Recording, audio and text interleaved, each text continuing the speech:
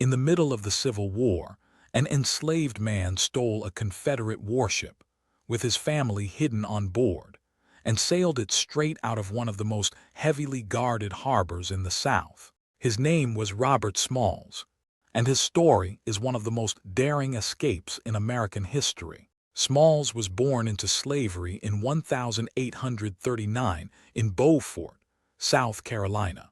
As a teenager, he was sent to work in the busy port city of Charleston, where he learned the waterfront, the boats, and the harbor better than almost anyone alive. By the time the war broke out, Smalls was the wheelman, the pilot, of a Confederate military transport ship called the Planter. He knew its engines, its signals, and the secret series of whistle codes needed to pass the Confederate forts guarding the harbor. So Robert Smalls made a plan that, if it failed, would cost him his life.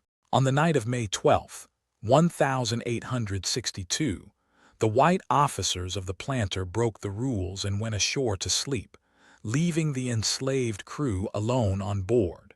It was the moment Smalls had been waiting for. In the dark, he dressed in the captain's uniform and put on the captain's signature straw hat. He fired the boilers and quietly picked up his wife, his children, and the families of the crew, who had been waiting in hiding. Then he steered the stolen warship toward the harbor mouth and the row of Confederate guns. At each fort, he gave the correct secret whistle signal.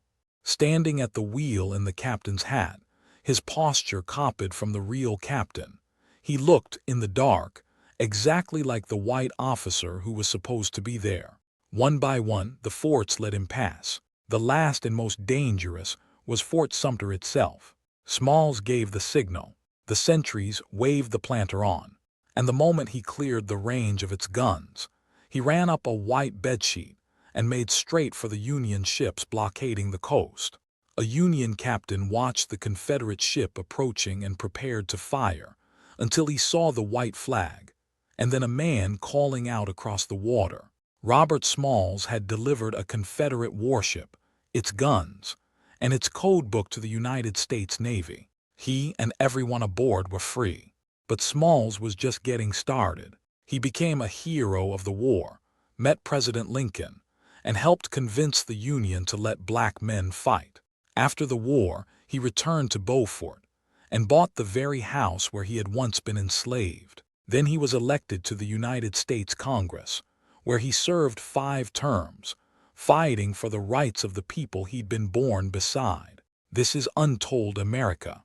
Subscribe, and next time, the 15-year-old girl who defied the bus before Rosa Parks.